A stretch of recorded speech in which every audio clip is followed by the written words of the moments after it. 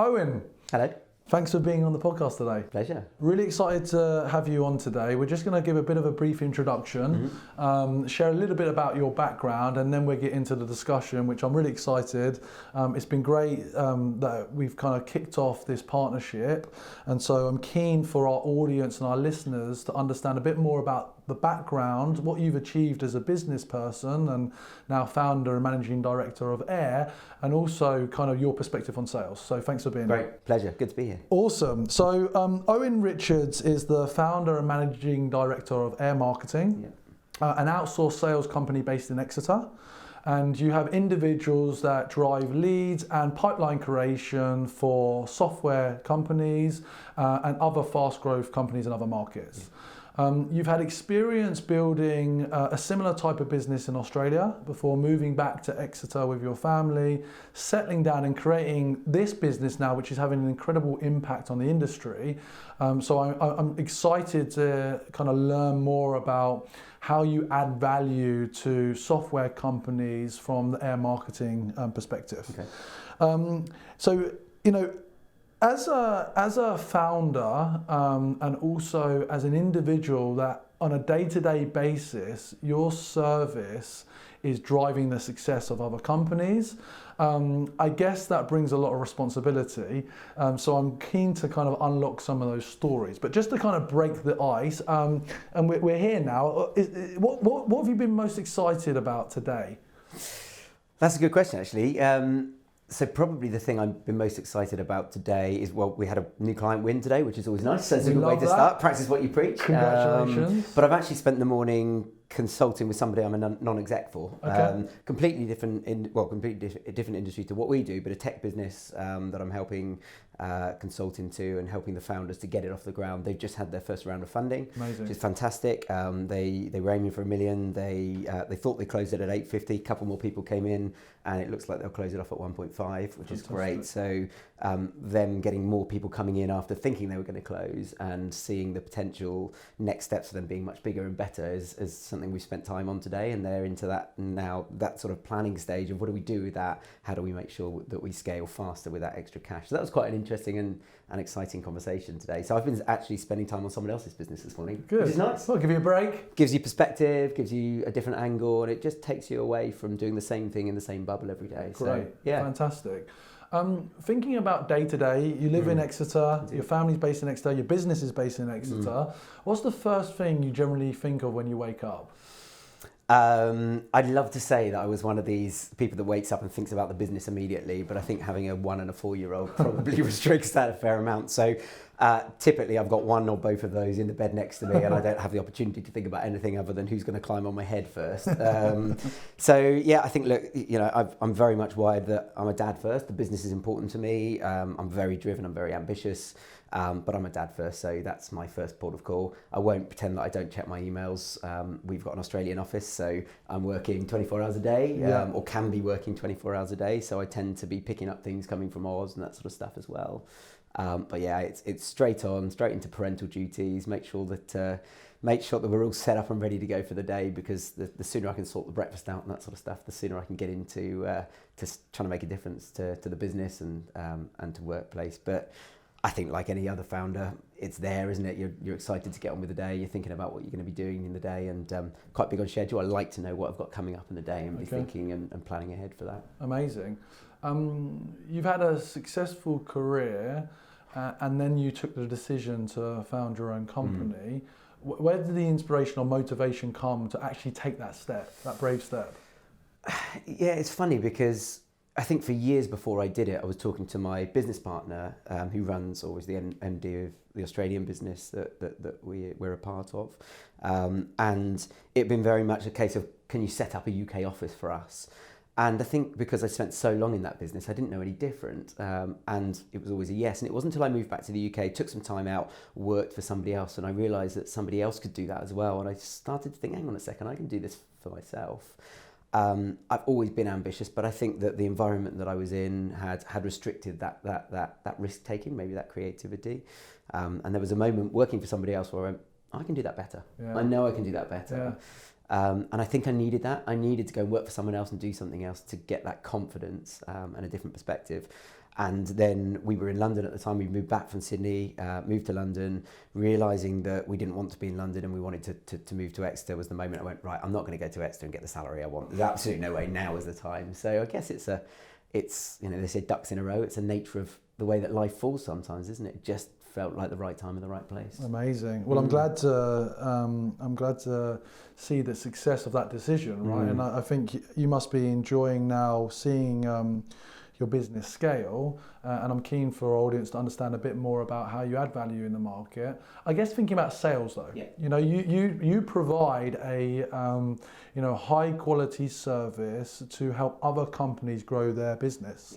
You're driving lead generation, you're driving opportunity creation, but why sales for you? Where did that come from? How did you get into sales? Good question. So my first sales experience was in sixth form at school. I had an evening job selling timeshares.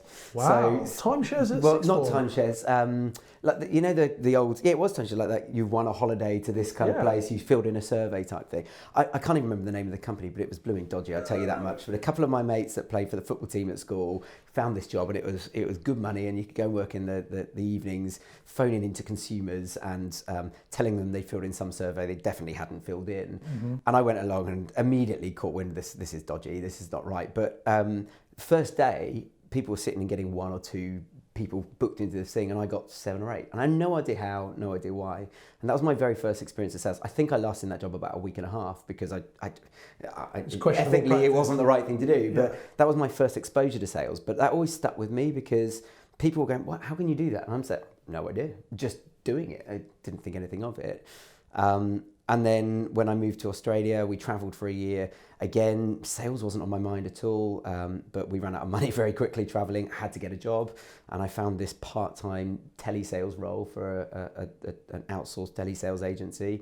Same thing, turned up, didn't know what I was doing, but found that I engaged with people well over the phone. So I can't claim to have designed it or chosen sales as a career. I think like many good salespeople, I fell into it, but there was something in there that I was capable of doing that over the years I've learned to understand why and how I did that, but it certainly wasn't by design. It was an accidental turn of fate, I suppose. It's interesting you bring up that point of like understand how you do it, because there is an element of talent and potential when you first fall into your first sales role.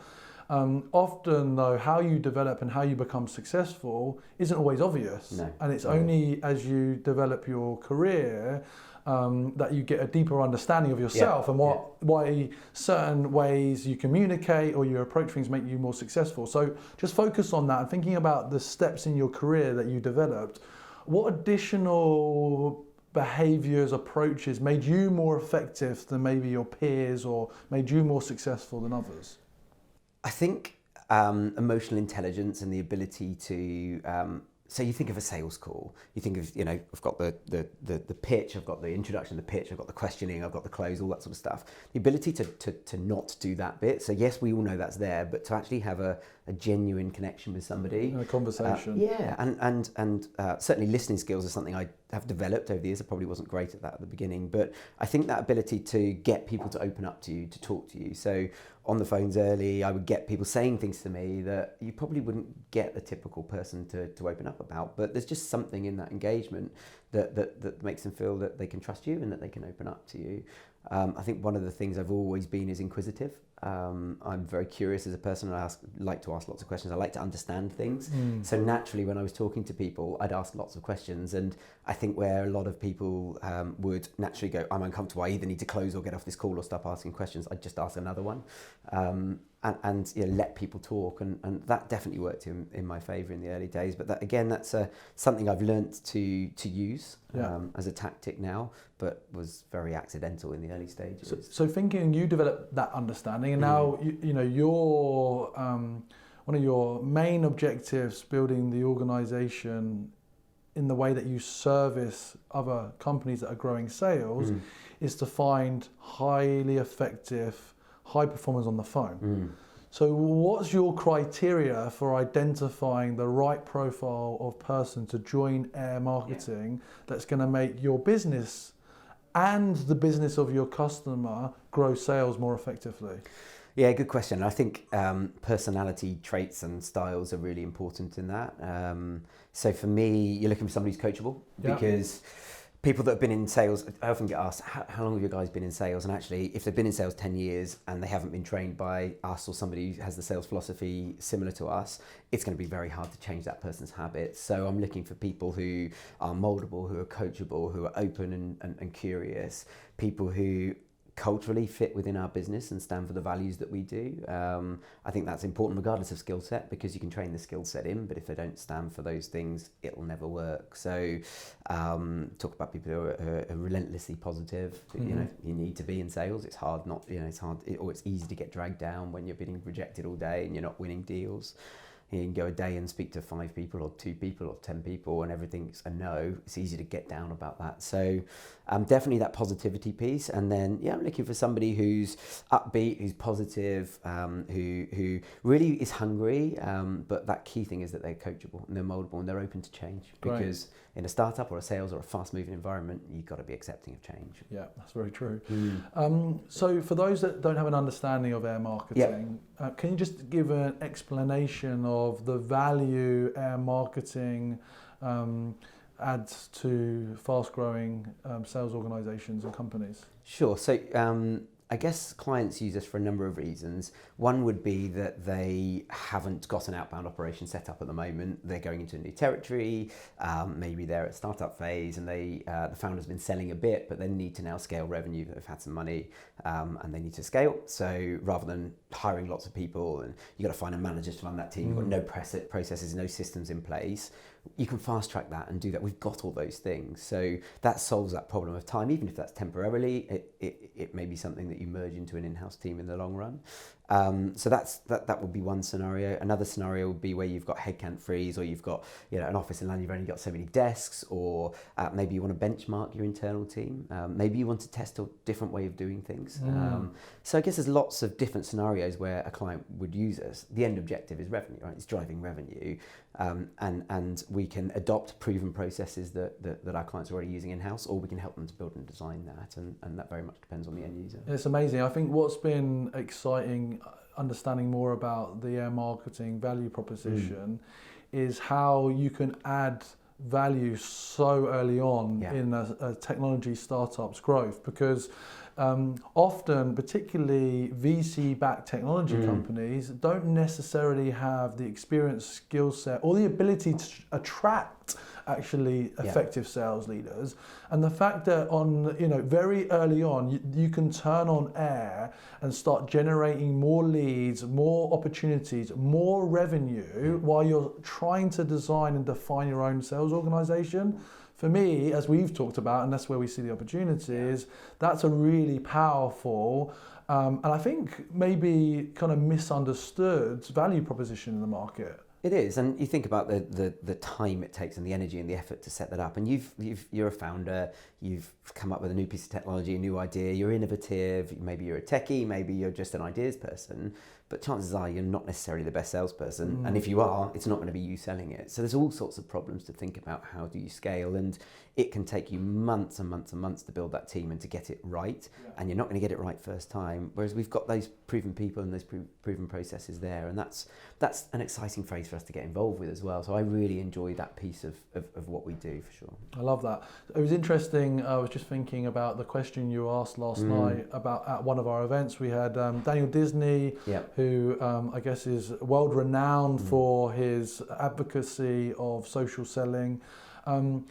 For you, what tool matters most in the sales floor?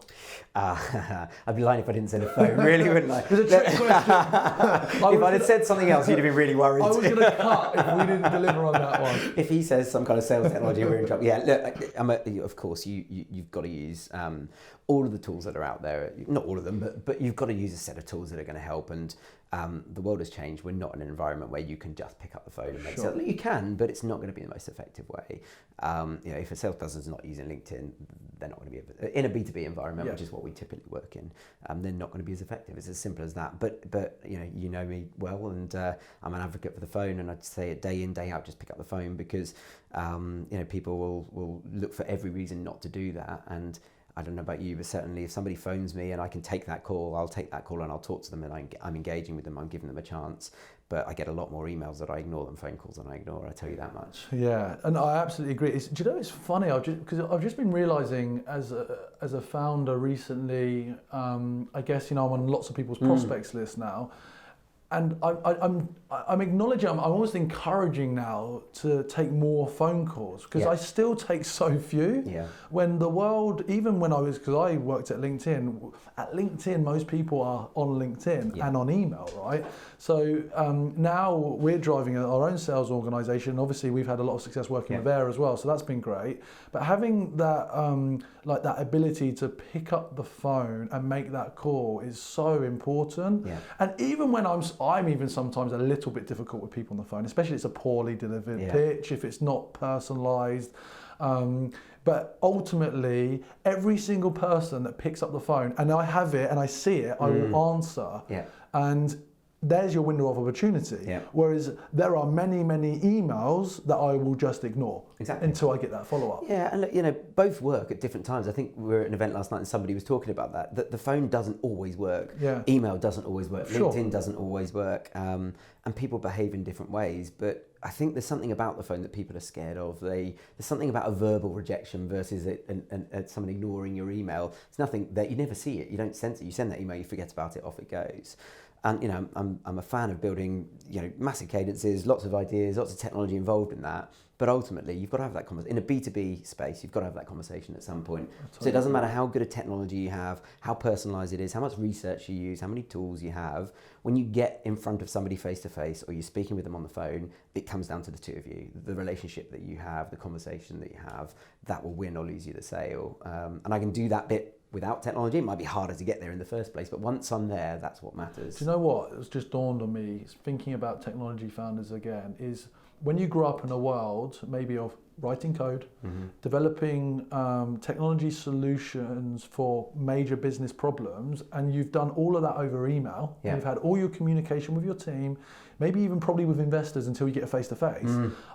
It's almost there's the lack of self-awareness that those conversations at volume now need to happen to scale your business. Yeah. And that is one of the most exciting things I think for Air going into 2020 is that let's remind everyone that conversations drive the business.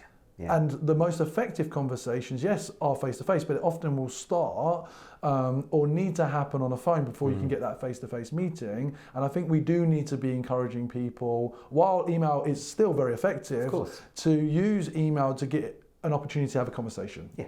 In person or over the phone or via some form of web solution. Yeah. And you think about it, you receive an email, I've received one this morning, is it okay if I phone you? Just phone me. You've got my phone number. And I get that from staff as well. Oh, is it all right if we have a conversation about this? Could I give you a call? What time's good? Well, now I'm reading your email. If you'd have phoned me, I'd have answered it and we could have spoken about it. So I think I like that. It's not just in sales, it's across It's funny, one of the things I've been using is, I've been using a lot of voice notes, even internally with our team, and because it conveys the excitement and the energy and the happiness or the enthusiasm. And an email will never do that. Even if it's perfectly scripted and personalised, it's never going to convey that.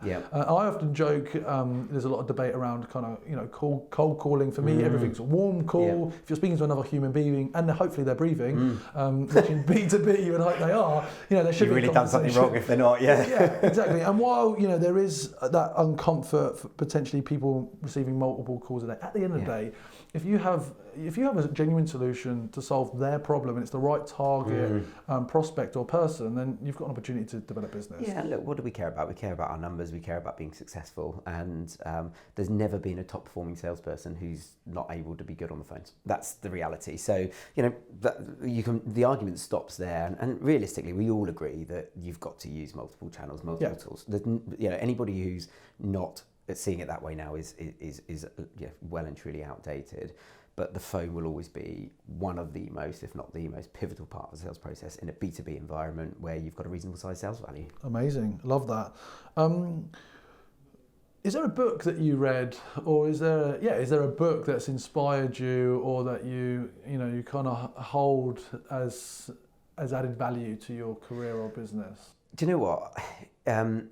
I read for pleasure. and my business consumption of information tends to come through videos, podcasts, those sorts of things. And I've always differentiated those two. And when I do read about business, I tend to read leadership books rather than sales books. Not because I know everything about sales, I don't, but because nowadays I'm more of a leader and a manager than a salesperson. I spend more of my time trying to lead people, to manage salespeople, than I do actually managing salespeople myself.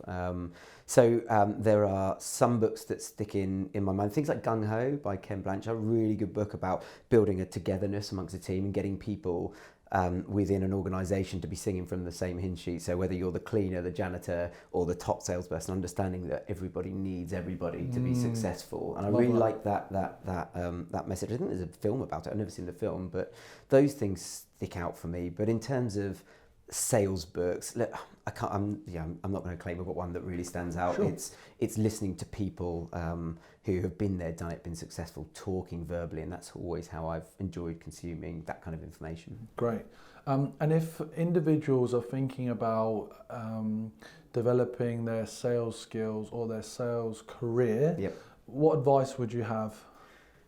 Do you know what? One of the things that I get asked that question a lot. One of the things I always come back to is internal relationships and buying into the company and the organisation you're working for. So being selfless. The salespeople that I've worked with that have got the furthest have always been people who have put the company first. They want to be successful, they're hungry, but they're not prepared to stamp on everyone else to get there. So there's something in the way that you are, in your DNA as a person, that you genuinely buy into the product, to the company, to the mission of that organisation. It will elevate you. Maybe not tomorrow, maybe not in the short term, but in the long term, the extra time, energy and effort will make you stand out amongst another group of salespeople, and you're adding value to your colleagues, so your colleagues help you more. It massively helps your internal brand, and then you have people recommend you for another job opportunity and all that sort of stuff. So yes, it's about numbers, but I think it starts with you and something within you as a person. Brilliant. So yeah, I think that's something I'd definitely to give as a piece of advice. Well, that segues nicely into when you talk about within you. Where have you found, or how do you think of your own confidence to be a leader? Where did you develop that, or how do you develop it? I think again, consuming information, reading, and wanting to be better at what you do. I think you're either hungry to learn and to be better, or you're not. And I've always listened to other people. I've always asked good questions about what can I do differently. So I think managers that think they are perfect and can't say to somebody that reports into them, hey, what can I do better for you? How can I help you more? And I think I've always asked those sorts of questions and been hungry to want to be better at it. I think confidence, I'm lucky enough to be reasonably confident anyway, as a person, and I've always backed myself. I think I've always had that trait in me. But I guess I've always valued feedback from people, so I've sought out that feedback, and that's been really useful for me in my career. Great. Thinking about your own well-being, thinking a bit about your career before being a founder or while being a founder, has there been any particular challenges or hardship experiences that you're comfortable sharing that you've overcome to put you in the position that you're now in? I think the first year of Air was the hardest year of my life, and I always go back to that with people. So you're starting a business, you want to go hard and go early.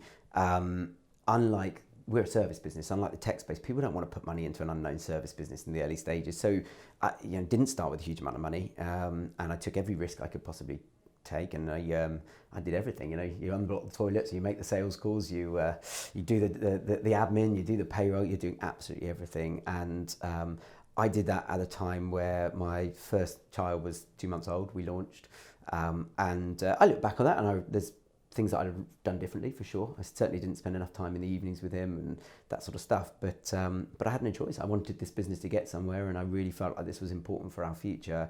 But I was so stressed and carrying so much anxiety and so much weight as a human. I got ill all the time. So I probably had, I'll call it man flu, but probably had that 10, 12 times in the year. I caught every bug going around, and I was dragging myself to work, and just, if I wasn't there, the business wasn't going to work.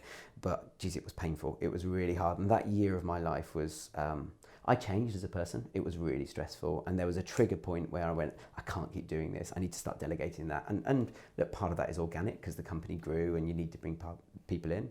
Part of that was a simple, simple looking after myself. So if I kept doing this, I'm going to kill myself. Yeah. So look, I brought that on myself. I'm lucky enough, touch wood, to have never had massive negative dramas in my life that were out of that control, and that was a choice. But yeah, it was a difficult year, and I had to make some smart choices because you can't keep operating like that. And I was letting people down around me, family, colleagues. They weren't getting the support they needed, the time from me, the input from me. So I had to look for other ways to solve that problem. Well, thank you for sharing. It's often not spoken about the challenges to make that transition and make the success of a project that you believe in and a company that you believe in. And it's not surprising now, the quality of service and the value that air marketing has added to the industry, because it's come from your drive, and you've talked a lot about your journey to, and that's been really interesting to hear. So thank you. Just 2 more questions before we wrap up. So the first is, thinking through the experience that you shared, how do you take care of your well-being and your mindset day to day now, while you're navigating between family, work? Yeah. So I run. Okay. That's my that's my peace, because the rest of my life I either spend time being a dad, a husband, or the boss, which is a really hard situation. So people are always looking to you for things, for support, for guidance, for help, whatever that is, or just to do the dishes. It doesn't matter. There's always something that needs doing. And I find that when I'm running, that goes away. I don't think about work. I probably do occasionally, but typically music on or podcast on or whatever it is, I'm not thinking. I'm not having to, nobody needs me to do anything in that time. It frees my mind. But I'm also, I'm not afraid to say that I put family first. I have set times in the day where I don't work. So I go home from work at a reasonable hour. I live a 7-minute walk from the office, which is great. And that was by design. That was a lifestyle choice for my well-being and I love that, by the way. That's my aspiration. A few of my friends that run companies in London have done that. And for me, creates huge efficiency. Life-changing. gains. I've done the London commute, but life-changing, because I can walk out the office and know that I'm going to see my boys in 10 minutes, and it is amazing. Or my wife pops in at lunchtime, we go and have lunch together. It's really, it makes such a difference to life. But that commitment to say, do you know what, I could stay in the office till 10 o'clock at night. Of course I could, but I'm going to go home at a reasonable hour, give the little boys, give them their dinner, give them a bath and bed, and then the laptop comes out and I do the work. So I still do that late night stuff, like most founders, I'm sure, but I protect that piece of my day every day that I can. So unless I'm going off to an event or there's something that comes up that's urgent, not long after 5, at some point between 5 and 5:30, I am home. Which is so invaluable, and I spend that time with my boys. Phone mostly goes away, we're not always brilliant at it, but phone goes away and I protect that time. So those 2 things for me, that running piece and physical exercise, and that has a massive impact on me physically and mentally, and protecting that family time. That is family time, that is work time, and being very disciplined with that makes a massive difference to my life. Amazing. So is there a final thought or perspective that you want to share with the audience before we wrap up? Geez, that's a big question, isn't it? It's very broad. I do that on purpose, because then no one can come up to me afterwards and say, I didn't get to talk about this, James. So what's on your mind? Geez, there's lots on my mind. Do you know what? I think, look, let's think about why people would be watching this. They might be looking for some learnings from my experience, maybe to avoid some of the mistakes I've made. And I when I'm talking to people, whether I'm giving a speech at an event or something like that, I always take a tack, which is, what have I failed at? What are the things I'm not good at? Because everybody can stand, or anybody can stand in front of an audience and go, I've done this well, this is really successful, that is. But actually, running a business is really difficult. Being a sales leader is really difficult. So let's talk about the things you shouldn't do, and let's talk about maybe some of the failures. And I think one of the things I've learned in the last 12 months, which I'm talking a lot about at the moment, is the ability to identify when something's wrong. I've carried the wrong people in our business for too long. We've not addressed systems and process changes that needed to fast enough. Maybe we've not been agile in a number of situations. But I think the lesson that comes from me over the last year or so is to make sure you've got people that challenge you in your business. And I think if you think about advice or things that you get right or wrong in a business, that people you surround yourself with in and out of the business is so critical. Being able to have people that can say, do you know what, Owen, you're wrong. And yeah, I think it's important to make sure that you are brave enough to bring people into the business that think differently to you, that will challenge you, that will ask why you do something, and that are prepared to discuss your failures, because as a leader in a sales environment, you should be discussing your failures. So look, I hope that's a piece of advice that somebody might take from this. I like that, and I think useful. I think that'd be something that we can build on and share at some other events. Owen, it's been an absolute pleasure to have you on. Thank you very much. Thank you. Good to see you. And excited to hear and understand the journey that air marketing is going to be on in 2020. Thanks. Thanks.